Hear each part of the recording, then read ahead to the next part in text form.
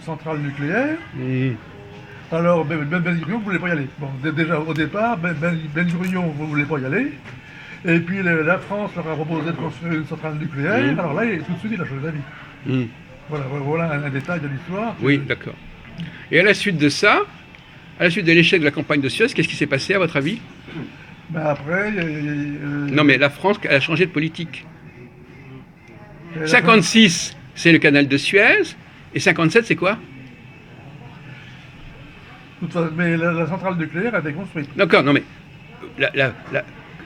pourquoi est-ce qu'ils ont abandonné la guerre en 56, les Français et les Anglais?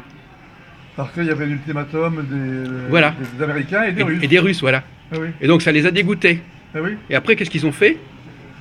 Après, ils sont rentrés chez eux. Et qu'est-ce qu'ils ont fait comme politique à ce moment-là? En 57, c'est la date de quoi, 57? 57, Le traité de non, je sais pas. de Rome. Oui, mais c'est le traité de Comme, Rome. quoi? Le traité de Rome de l'Union Européenne. Oui. Oui. Ils se sont reportés, ils ont renoncé à leur politique coloniale et outre-mer. Ils se sont dit, on va s'occuper d'abord de l'Europe. C'est ce qu'a fait De Gaulle. Mais il n'y avait pas l'Angleterre. Oui, d'accord. L'Angleterre n'était pas dans le Oui, traité de d'accord, Rome. mais n'empêche que la politique française, ça a été de se réinvestir sur l'Europe. Voilà. Et ça a été la conséquence de l'échec de Suez. Voilà, je vous le signale en passant. Bon. Pour ce que ça peut vouloir. Géopolitiquement, c'est comme ça que ça s'est passé. D'accord. Voilà. Il y a la chronologie, c'est très important. Bien sûr que c'est important. Bon. Alors effectivement, mais enfin cela dit, je vous félicite quand même, René Louis, vous avez une bonne connaissance de ces sujets. Pas le top, enfin vous avez une bonne connaissance et voilà, c'est pas si fréquent que ça. C'est pas si facile. C'est pas si fréquent que ça. Alors, mais vous avez l'air digne. Alors, quelle est alors, il y a eu 56, on va jouer 67, quelle était la guerre suivante? La guerre suivante, là, c'était la guerre... Entre Israël et les Arabes, c'était en quelle année la guerre suivante? Parce qu'on a une série de guerres. Ouais. Ne soufflez pas, René Louis, je sais que vous le savez. Je ne veux pas dire d'erreur. Parce que... Non, mais écoutez... Je sais, il a fallu un certain temps quand même, ça n'a pas été immédiat, je veux dire. Ben, il a fallu 6 ans. Combien? 6 ans. 6 ans. 57 et 6, ça fait 63. Attendez, on parle de 67. Oui. Entre 67 et la guerre suivante, il y a eu 6 ans. 6 ans. D'accord? Bon. C'est quoi cette guerre-là? La guerre de qui? Pour. Kippour, ouais. Eh ben oui. Eh ben oui, il fallait le dire. Ouais. La guerre de Kippour de 73. C'est ça. 67 plus 6, ça fait 73. Ouais. Bon, voilà. Alors après, ça devient plus compliqué encore. Ouais. Voilà. C'est quoi les guerres qui ont suivi la guerre de Kippour? Quelle a été la conséquence de la guerre de Kippour? Ça a amélioré la situation d'Israël, à votre avis? Ça a amélioré la situation avec ses voisins? Non. Non, je crois pas. Mais si. Si, ouais, si. Il y a eu le voyage de... Il y a eu les accords avec... Ah, mais on voit qu'il y a des limites, là. Alors après...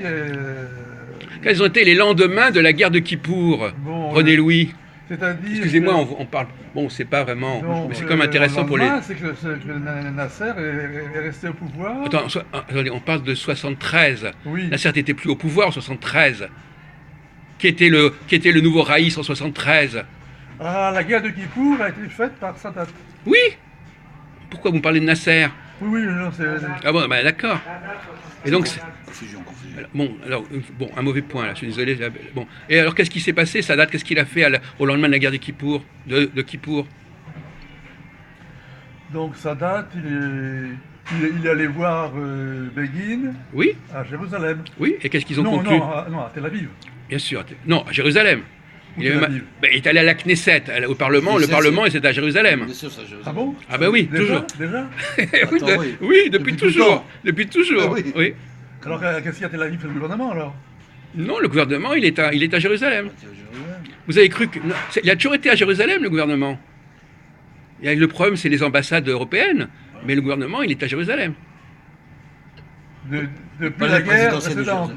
Non, depuis 48, depuis toujours. Le ballet Mais non, présidentiel. c'est la Jordanie qui occupait en 48. Mais il était à Jérusalem, ouest. Ah ouais, d'accord. Parce que contrairement à ce que, au cas où vous ne sauriez pas, il y avait déjà une division de Jérusalem entre l'Est et l'Ouest. Ah oui. Et il y avait Jérusalem Ouest qui était israélienne et Jérusalem Est qui était arabe et jordanienne. Ah oui, d'accord. Et donc la Knesset, le Parlement israélien, a été construite dans Jérusalem Ouest. Je suis bien placé pour le savoir, parce qu'en 68, j'ai fait mes études juste en face de la Knesset. Donc Ah oui. Non, mais enfin, pour ceux qui savent dans la formation, la Knesset a toujours été à Jérusalem. oui, donc là, non mais c'est très intéressant. On voit toujours qu'il y a des lacunes. Alors effectivement, je vous pose une question. Qu'est-ce qu'a fait Sadat au lendemain de la guerre de Kippour, de pas la victoire, mais enfin, ils ont quand même réussi quelque chose. C'est une guerre qui a été quand même plus ou moins glorieuse pour les Arabes au départ. Ils ont bousculé les défenses. C'était à l'époque de Golda Meir, entre parenthèses.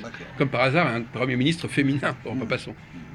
Et ben, il allait faire un discours à la Knesset. Oui, à Jérusalem, oui. Ouais. Et c'est tout? Alors après... Est-ce que ça a eu des conséquences par la suite? Oui, et ça a eu pour conséquence l'autonomie de la Cisjordanie. C'était un départ pour mettre en place l'autonomie. Mais ça s'est jamais fait. Mais qu'est-ce qui s'est fait? Il a récupéré le... Canal de Suez. Oui, et le au-dessus, Sinaï. le Sinaï. Ouais. Parce que les Juifs, en 67, les Juifs avaient récupéré le Sinaï. Ah oui. Ils ont rendu le Sinaï aux Égyptiens. Ah oui. Ah bon, vous saviez ça? Je le sais, Vous l'avez pas dit. Oui, mais enfin, D'accord. Bon. Donc effectivement, cette guerre de Kippour a permis de faire la paix avec les Égyptiens. D'accord. Voilà. Entre l'Israël et les Égyptiens. Oui. D'accord. Et d'ailleurs, les Égyptiens ont été très mal vus à cause de ça. Et Sadat s'est fait assassiner quelques temps après par des Égyptiens. D'accord. Alors qu'est-ce qu'on peut continuer? On pourrait continuer à voir ça comme ça. Mais en fait, c'est intéressant de voir. On sonde un sujet et on voit ce que les gens savent sur le sujet. C'est important de comprendre la chronologie. T'as raison. Oui. Voilà. Non, mais c'est un autre type de café philo. Ça, c'est un café historique. Bien sûr. Mais c'est amusant aussi de dire. Historique, politique et géographique. Quoi. Voilà, c'est amusant aussi de. Bon, ça ne demande pas forcément d'une grande intelligence, Non. mais ça demande d'organiser bien ces informations dans sa tête. De comprendre. Bon. Alors posez-nous une question pour à vous l'honneur.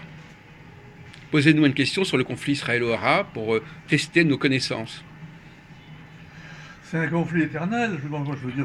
Non, mais vous me demandez de poser une question, c'est Une tout. question, moi, je Je ne dis vous demande pas- pas de philosopher sur le conflit. Je vous demande simplement de poser une question ponctuelle, comme ça, pour voir, comme pour tester, comme ça.